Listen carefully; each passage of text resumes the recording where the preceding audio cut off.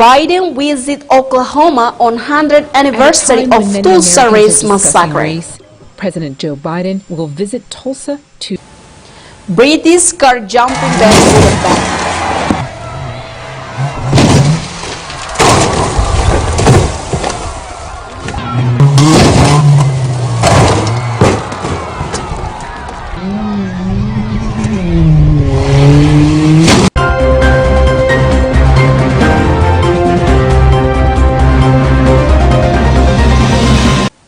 Hello TV Education Timor viewers, back with me, Dirce Lilifania in the Voice of American News.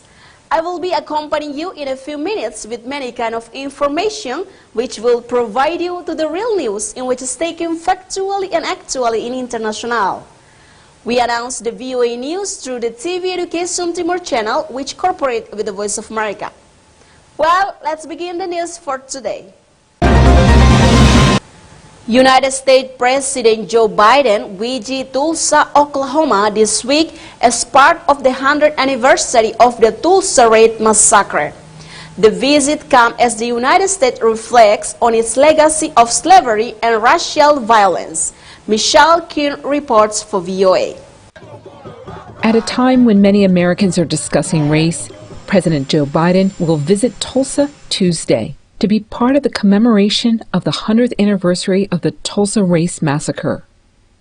The city is expected to resume the excavation of a suspected mass grave for the bodies of some of the more than 300 people killed in the violence.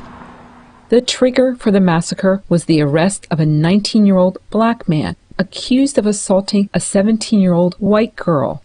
The events of 1921 resulted in the destruction of Tulsa's Greenwood District, a prosperous part of the city that included what was known as Black Wall Street. Only in recent years has the story of what happened been shared more widely. I still see black men being shot, black bodies lying in the street. I still smell smoke and see fire. I still see black businesses being burned. I still hear airplanes flying overhead. I hear the screams. I have lived through the massacre every day. Our country may forget this history, but I cannot. Last year, the 3 living survivors of the massacre filed a reparations lawsuit contending that the city of Tulsa, Tulsa County, the state of Oklahoma, and the Tulsa Chamber of Commerce were responsible for what happened. Questions remain over whether reparations should be paid and how much to survivors and descendants. A new museum commemorating the massacre, Greenwood Rising, is opening this week. Plans for a concert were scuttled when negotiations about payments to survivors and descendants reportedly broke down. Some officials say marking the 100th anniversary of the massacre is especially important now, coming a year after the death of George Floyd, a black man, in police custody in Minnesota. The incident sparked months of protests in cities nationwide and around the world and spurred many, including Senator James Lankford from Oklahoma, to consider racial inequities that remain in American life. Little did I know the events dealing with race that would happen in the last 12 months. And the awakening the nation really has had to what is still left undone in the issue of race in America. The Tulsa incident was the deadliest racial massacre in U.S. history, according to the National Museum of African American History and Culture in Washington, adding that the people of Tulsa and the nation are still reckoning with the massacre's legacy. Michelle Quinn, VOA News. British car jumping back with a bang. Drivers attempt to fly over a line of cars during 2021 car jumping competition in southern England this week.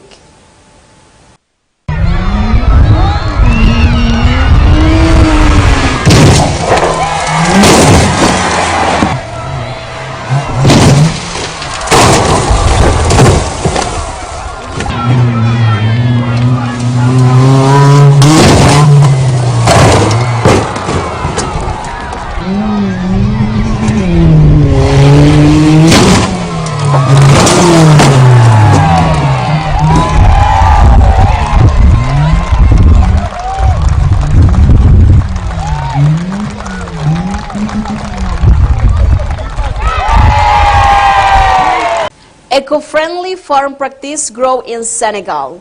Some growers are trying new farming techniques to reduce the use of man-made chemicals and improve crop yields.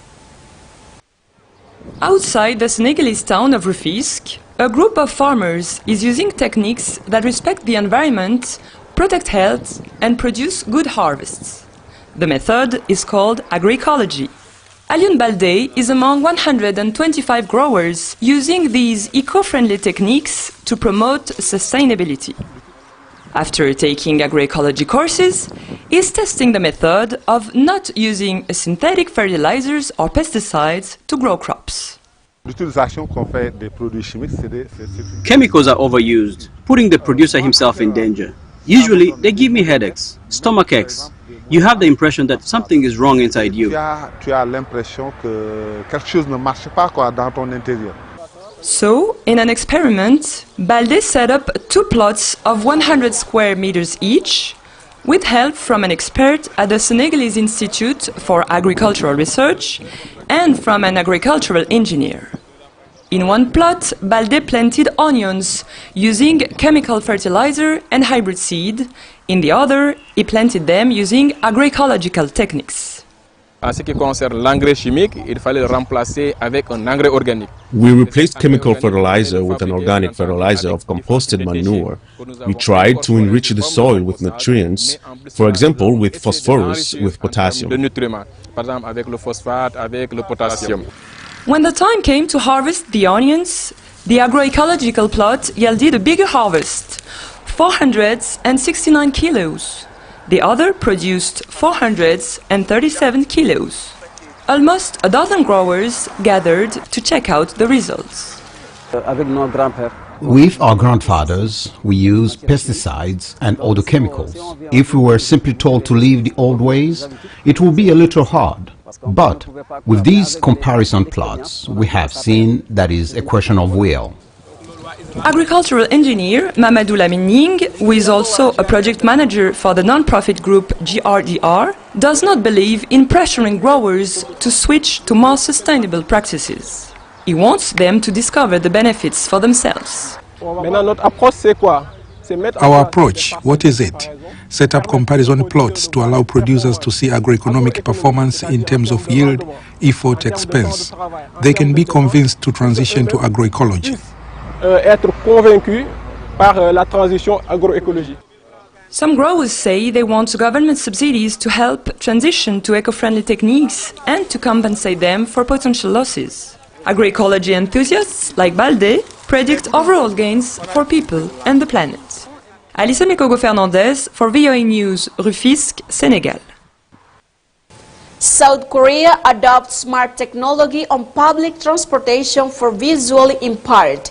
Cities around the world are installing new technology that connects to the personal device of pedestrians.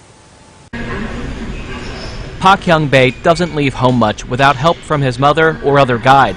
The 32-year-old says navigating Busan's public transportation system is not comfortable for someone who is blind. When I've traveled alone without my family or someone to guide me, I've gotten lost and asked people where I am, but sometimes they ignore me. I have no idea if they've walked away or not. It makes me feel isolated. It's hard to ask for help. But new smart technology inside this metro station aims to help people with visual impairments travel more independently. Park is trying out a smartphone app called Dagachi Naranhi, or Side by Side. It uses a GPS system to locate users and provides meter-by-meter directions to station amenities. Park uses his phone's text-to-speech software to listen to the directions. It tells him to walk straight for 98 meters. He arrives at one of 2 accessible information kiosks that are connected to Bluetooth beacons placed all around the station. The system speaks out loud and has a braille touchpad that turns into a tactile map of the facility. When I select a destination, the braille display lets me feel the layout of the station, and I can memorize where I need to go. City officials say they plan to expand the app's coverage and install kiosks in all of the metro's 114 stations. The Busan Transportation Corporation's Jun Byung-jun says these accessibility features will benefit all commuters. It's not just for people with disabilities. It can be convenient for pregnant women and the elderly. It has multiple languages, so even foreign visitors can use it. It's for everyone. Smart technology could benefit everyone if it's made with universal design. That's according to the Seoul-based firm DOT, which partnered with Busan and created the accessible kiosk. DOT's Go Mi-suk says one way to do this is to bring in more designers who are blind. From my perspective as a person with a visual disability, there's a difference in how people without a disability think about making products that can be used by someone who is blind. So it's important that visually impaired people be part of the planning and design process. Back at the Busan metro station, Park Hyoung-bae says inclusive tech does not just improve mobility.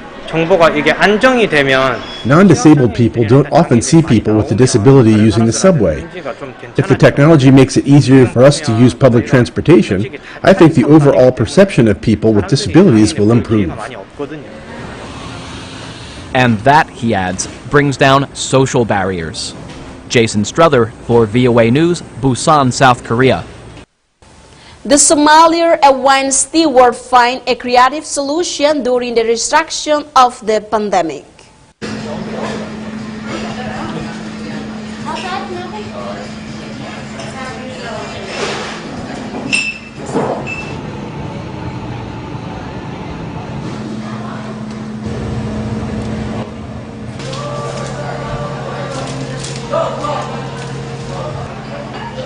So the last year has been a challenge. We've had to reinvent ourselves, and I've had to personally reinvent myself as well several times because we just didn't know from one day to the next what was going to happen.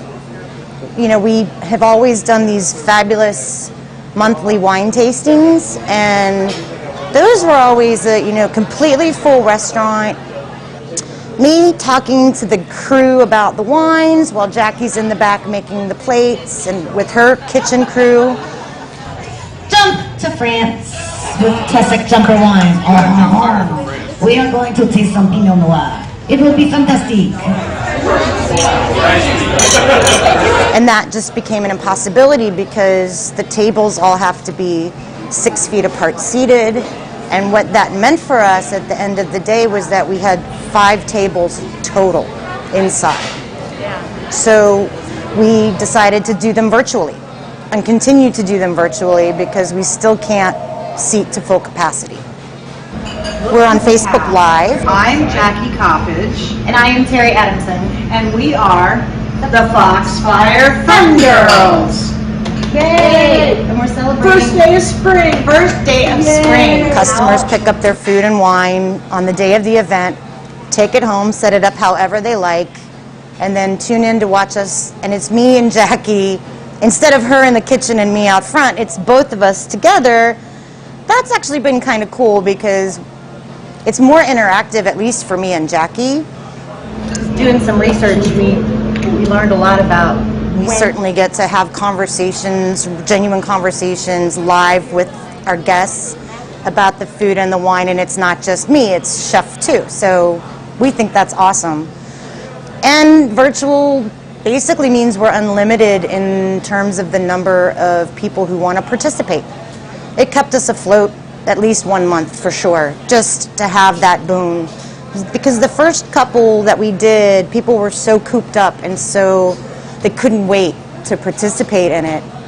So that was a big adjustment, but that's okay. And for me personally, just income changed. I was out of work completely for a little bit because there just was no business ready whenever the business came back, however that was going to be.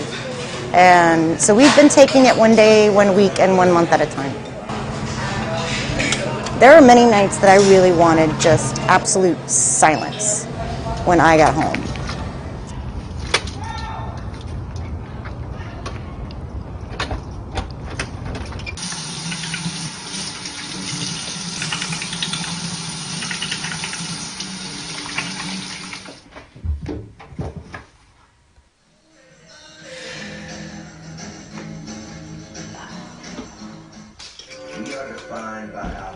And then there were many nights that I couldn't wait to turn the TV on because I needed background noise.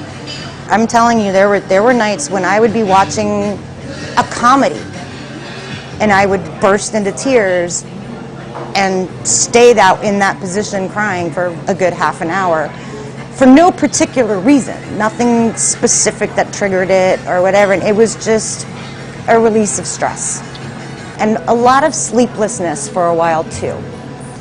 There were definitely some unpleasant nights, there's no doubt about it. The weather's been gorgeous all week. I'm seeing more faces. That sounds good. The phone's ringing a lot more. All right, give us about 20 minutes. We're busy. Okay? All right, we'll see you in a little bit. It does give me hope. I'm feeling very positive. We're in our 18th year. I will have been here 15 years in May, and I have no desire to change that. I hope you have the next 2 days off. I do have the next 2 days off, and I'm getting my first shot tomorrow, so I'm excited. I'm very happy for that. I'm here so we can try to survive together, and I am feeling positive about that right now.